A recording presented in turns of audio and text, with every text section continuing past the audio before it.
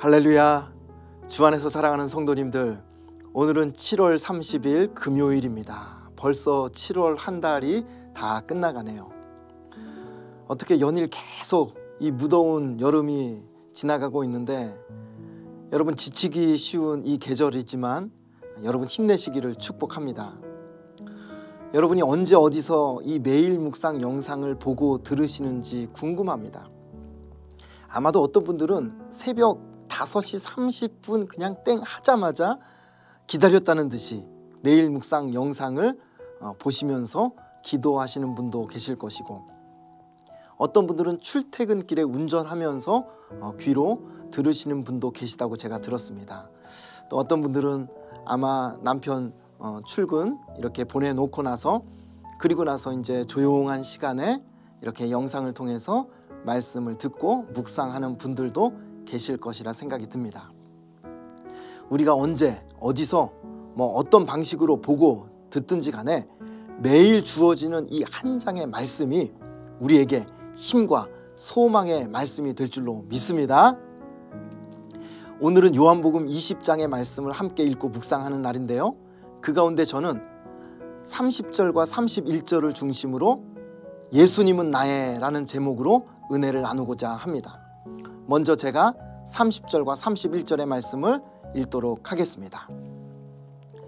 예수께서 제자들 앞에서 이 책에 기록되지 아니한 다른 표적도 많이 행하셨으나 오직 이것을 기록함은 너희로 예수께서 하나님의 아들 그리스도이심을 믿게 하려 함이요 또 너희로 믿고 그 이름을 힘입어 생명을 얻게 하려 함이니라. 아멘. 여러분, 우리가 요한복음 20장을 쭉 1절부터 읽다 보면 주제가 아주 명확하게 눈에 들어옵니다. 그 주제가 무엇입니까? 예수님의 부활이죠. 예수님께서 십자가에 죽으시고 장사되신 지 사흘 만에 예수님의 빈 무덤을 마리아와 제자들이 목격하게 됩니다. 그리고 나서 그 후에 예수님이 제자들이 모여있는 방 안으로 찾아오시죠. 부활의 몸을 제자들 앞에 확인시켜 주십니다. 그런데 그날 그 자리에 없었던 도마가 나중에 부활하신 예수님을 따로 만나서 예수님의 부활을 두 눈으로 확인하게 되면서 도마도 예수님을 주로 고백하는 스토리가 오늘 본문 요한복음 20장의 스토리라고 할 수 있겠습니다.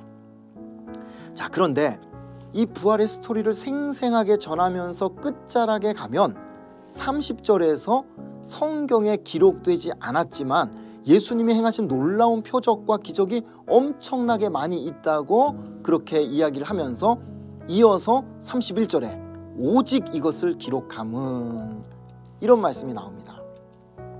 자, 오직 이것을 기록한 이유가 무엇인가, 이런 내용인데, 여기서 이것이 무슨 내용이겠습니까?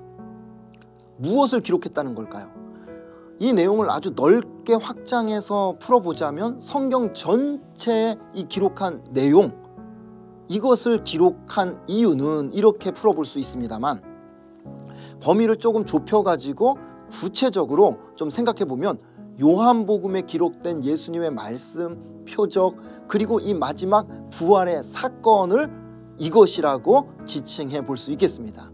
따라서 오직 이것을 기록함은 이라는 이 구절을 우리가 다르게 질문으로 좀 바꿔보자면, 성령께서 예수님의 말씀과 표적과 그리고 부활의 사건을 이 안에 기록한 이유가 무엇인가, 이런 묵상 질문으로 바꿔볼 수 있겠습니다.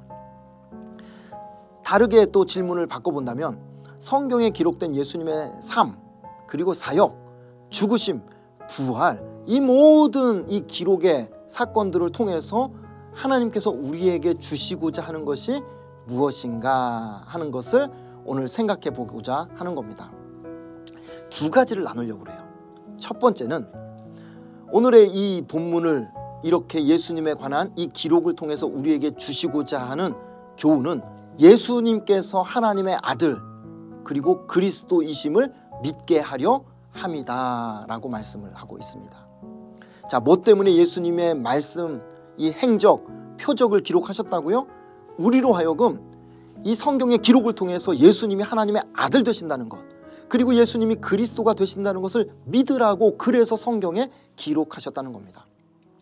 여러분, 우리가 예수님을 믿는다고 할 때 빠져서 안 될 가장 중요한 핵심, 그 핵심이 뭐냐면 예수님이 하나님의 아들 되신다는 겁니다. 그리고 예수님은 그리스도가 되신다는 겁니다. 이 두 가지가 중요해요.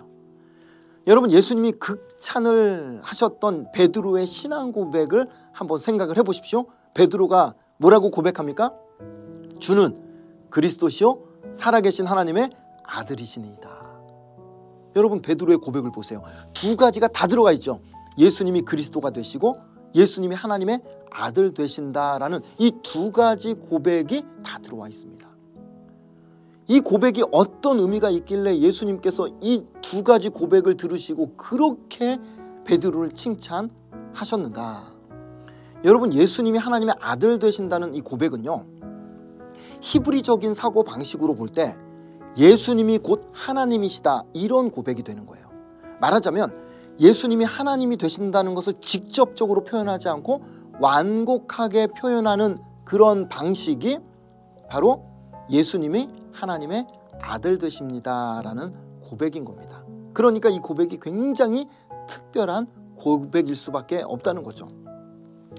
여러분, 당시에 유대인들이 흥분해가지고 예수님을 아주 공격했던 때, 돌을 던져 죽이려고 했던 때, 아주 그냥 흥분했던 때가 언제냐면 예수님이 자신을 가리켜서 나는 하나님과 동등하다, 나는 하나님과 같다 라는 이야기를 할 때, 예수님 자신이 하나님이라는 그러한 이야기를 했을 때 유대인들은 그 말을 들으면 이것은 신성 모독이라고 생각해서 흥분하게 됩니다. 그리고 돌을 들어서 예수님을 죽이려고 몇 차례나 그렇게 공격을 했던 거죠. 그 정도로 예수님이 하나님이 되신다는 것은 이해하지 못하고 인정하지 못했던 것이 그 당시 대부분의 유대인들의 생각이었습니다. 자, 그런 배경 속에서 베드로가 드디어 약 한 3년 지난 그 시점에, 예수님과 함께 했던 그 3년이 지난 그 시점에 예수님을 가리켜서 하나님의 아들로 인정하고 고백했다는 것은 이건 엄청난 믿음의 고백이 되는 거예요. 자, 또 한 가지 고백은 뭐냐면 예수님이 그리스도이십니다 라는 고백입니다. 자, 이 말은 다른 말로 메시아가 되신다라는 고백이에요. 메시아가 되신다는 고백은 구약 성경에서 무려 300번 이상 예언으로 약속했던 그 구원자 메시아가 바로 예수님이라고 인정하는 고백이 되는 겁니다. 여러분, 이 고백이 특별한 고백일 수밖에 없는 것이 당시 유대인들은 구약에서 약속한 메시아가 누구인가 항상 그게 궁금했거든요. 그래서 세례 요한이 나타났을 때 유대인들은 저 세례 요한이 구약에서 약속한 그 메시아인가, 이런 생각을 했던 겁니다.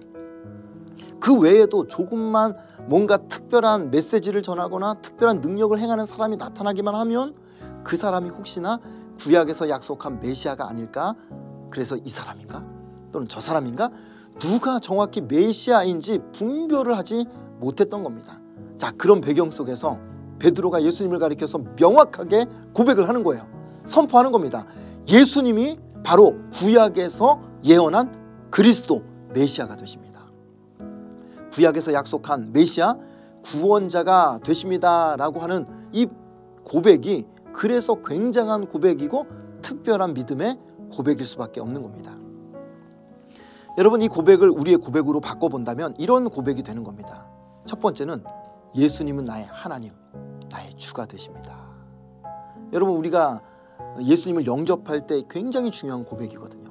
그리고 두 번째는요, 예수님은 나의 구원자가 되십니다. 여러분도 아멘이시죠? 예, 그렇다면 이 고백은 예수님께 매일 드려져야 합니다. 예수님이 나의 하나님이 되십니다. 예수님이 나의 구원자가 되십니다. 이 고백은 예수님 영접할 때만 올려드리는 기도가 아니라요, 매일 드려도 예수님이 식상해하지 않으실 만한, 너무나도 예수님께서 기뻐하시는 고백이 바로 예수님이 하나님이 되시고 예수님이 구원자 되신다는 이 고백입니다. 마치 남편이 하루에 한 번씩 아내에게 여보 사랑해, 당신이 세상에서 제일 예뻐, 여러분, 이런 고백은 하루에 수십 번을 해도 아내들이 식상해하지 않고 질리지 않고 오히려 감동을 받는 고백 아닙니까? 그러듯이 예수님이 나의 하나님이 되십니다. 예수님은 나의 구원자가 되십니다. 라는 이 고백이 예수님의 마음을 기쁘게 하는 최고의 감동적인 고백인 것을 여러분 믿으시고 적어도 하루에 한 번은 꼭 예수님을 향해서 하나님 되신다는 것, 구원자 되신다는 이 믿음의 고백을 예수님께 올려드릴 수 있기를 축복합니다. 성경에 예수님의 생애와 또 기적과 부활의 스토리를 통해 우리에게 주시고자 하는 이 두 번째 메시지는 뭐냐면요, 너희로 믿고 그 이름을 힘입어 생명을 얻게 하려 함이니라, 이렇게 말씀을 하고 있습니다. 여러분, 앞에서 예수님이 하나님의 되심을 믿고 구원자 되심을 믿었다면 그 믿음으로 생명을 얻게 하시는 것, 이것이 두 번째 중요한 은혜라는 것을 기억해야 합니다. 쉽게 말해서 예수님 믿고 생명 얻게 하시려고 성경의 이 모든 예수님에 관한 기록을 우리에게 남겨주셨다는 겁니다. 여러분, 예수님 옆에 항상 따라붙는 단어가 아주 여러 가지 단어가 있지만 그 중에 가장 자주 등장하는 단어가 바로 생명이라는 단어거든요. 한번 예를 들어 볼까요?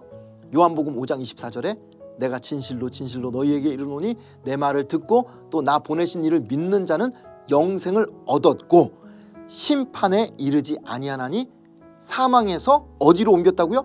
생명으로 옮겼느니라. 사망에서 생명으로 옮겼다. 바로 예수님 이름이 나올 때 반드시 생명이 따라 나옵니다.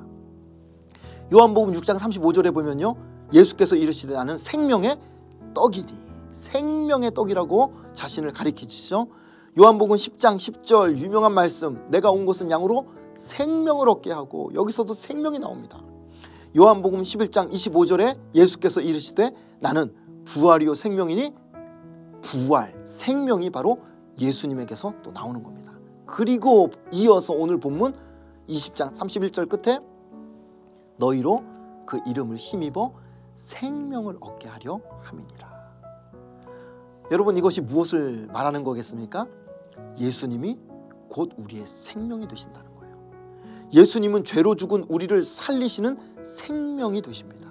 예수님은 사망의 몸을 부활의 몸으로 바꿔내시는 생명이 되시는 분이라는 겁니다. 예수님은 절망을 소망으로 바꿔내시는 우리의 생명이 되시는 주님이십니다. 그래서 누구든지 그 예수님을 하나님으로 믿고 구원자로 고백하면 그 안에 생명이 주어지고 그 생명을 이 땅에서 누릴 뿐만 아니라 우리가 죽음 이후에도 영원히 누릴 수 있는 것이 바로 예수님이 주시는 생명입니다. 요한일서 5장 12절에 뭐라고 말씀합니까? 아들이 있는 자에게는 무엇이 있다고요? 생명이 있고 아들이 없는 자에게는, 하나님의 아들이 없는 자에게는 생명이 없느니라. 예수님이 우리의 영원한 생명이 되신다는 거예요. 그래서 세상에 아무리 귀한 것이 많다 해도 예수님이 주시는 생명보다 귀한 것은 없는 겁니다. 그 생명 없이 아무리 건강해도, 아무리 좋은 집에서 우리의 아들, 딸이 세상적으로 아무리 성공한다 할지라도 예수님의 생명이 없으면 아무것도 소용이 없다는 것이죠.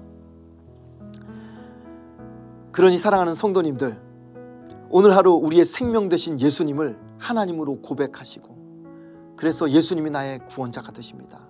나의 주님이 되십니다. 예수님의 그 생명을 풍성히 누리면서 살아가는 우리 모두가 될 수 있기를 예수님의 이름으로 축복합니다. 하나님 아버지, 감사합니다. 예수님은 나의 하나님이 되십니다. 예수님은 나의 주가 되십니다. 예수님은 나의 구원자가 되십니다. 이 고백을 오늘도 주님께서 너무나도 기뻐 받으시는 믿음의 고백인 줄 믿사오니 오늘 하루 온종일 우리의 입술을 통하여서 예수님이 하나님 되심과 예수님이 나의 구원자 되심을 고백하며 선포하며 승리하는 우리 모두가 되게 하여 주옵소서. 예수님의 이름으로 축복하며 기도합니다. 아멘.